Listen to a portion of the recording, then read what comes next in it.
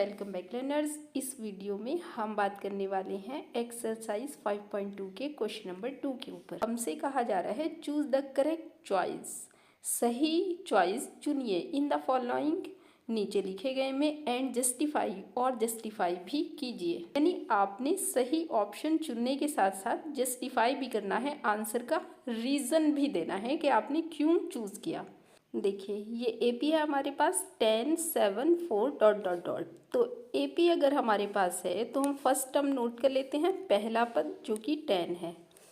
Common difference D को कैसे निकालना है, आपने सेकंड टर्म में से फर्स्ट टर्म को सब्ट्रैक्ट करके, तो सेकंड टर्म ऐसे ही लिखिए, फर्स्ट टर्म का निशान बदल दीजिए। अब जब आप सब्ट्रैक्ट करते हैं तो आपको मिल जाएगा -3।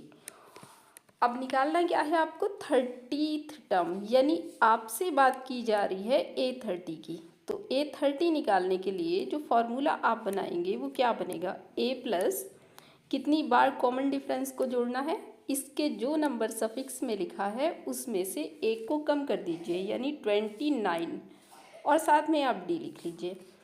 अब आपने A की वैल्यू डालनी है 10 और प्लस 29 को 29 लिखना है, और डी की वैल्यू आपने डालनी है -3। तो यहाँ पर हमने वैल्यूज़ इंसर्ट कर ली हैं। अब हम कैलकुलेट कर लेते हैं। तो ये हो जाता है 10, और जब हम मल्टीप्लाई करते हैं प्लस और माइनस की तो हमें मिलता है माइनस, और 3 की 29 से मल्टीप्लाई करने पर आएगा 3 9 ज़ा 27, 3 2 ज़ा 6 में 2 ऐड करते हैं तो 8 हो जाता है। आपने अब इसको सब्ट्रैक्ट कर देना है, तो ये बचते हैं -77, क्योंकि बड़ा नंबर माइनस का है, आंसर आएगा वो निगेटिव आएगा, यानी ऑप्शन सी सही है। सेकंड क्वेश्चन में 11th टर्म पूछा जा रहा है। देखें एपी जो है आपकी ये है -3 -12 2। तो अब आप इसका फर्स्ट टर्म तो वही हो गया जो -3 है। कॉमन डिफरेंस निकालने के लिए देखिए ध्यान से डी बराबर लिखते हैं, सेकेंड टर्म को आपने बिना निशान बदले लिखना है और फर्स्ट टर्म का आपने निशान बदल देना है। तो इसका निशान आप बदलेंगे ये प्लस हो जाएगा।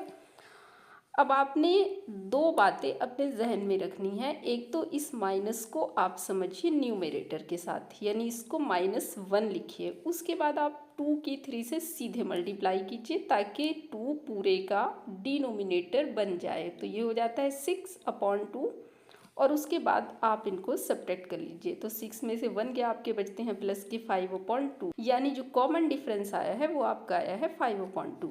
अब हमें क्या चाहिए, अब हमें चाहिए था 11th टर्म, यानी A11। तो A11 का फॉर्मूला हमारा बनता है A प्लस, देखें 11 में से 1 को कम कर लीजिए तो 10, और D को आप D लिखिए। उसके बाद आप वैल्यू को इंसर्ट कर दीजिए, A की वैल्यू -3 डालिए, प्लस को प्लस लिखिए, 10 को 10 लिखिए, और D की जगह आपने लिखना है 5/2। तो इसको हम लिखते हैं 5/2, और उसके बाद 2 से इसको डिवाइड कर देते हैं। देखिए ध्यान दीजिए, बीच में मल्टीप्लाई है तो हमने डिवाइड कर दिया, लेकिन बीच में प्लस या माइनस है तो हमने मल्टीप्लाई करके पूरे का डिनोमिनेटर बनाना होता है। इस कैलकुलेशन को आप ज़्यादा ध्यान से समझा कीजिए। तो ये माइनस आ जाता है, 5 5 सा 25 हो जाते हैं, और अब आप इनको अगर सब्ट्रैक्ट करेंगे तो ये आपको मिलेगा 22, प्लस के प्लस को लगाने की ज़रूरत नहीं होती, तो 22 हमारे पास ऑप्शन नंबर बी में है। तो ये इसका रीज़न है और ये इसका आंसर है। तो हमारे पास ये दोनों क्वेश्चन पूरे हो चुके हैं। उम्मीद है आपको समझ आया होगा। कोई डाउट है तो कमेंट करके पूछ लीजिएगा। मैं हूँ आपकी टीचर फातिमा। Keep learning.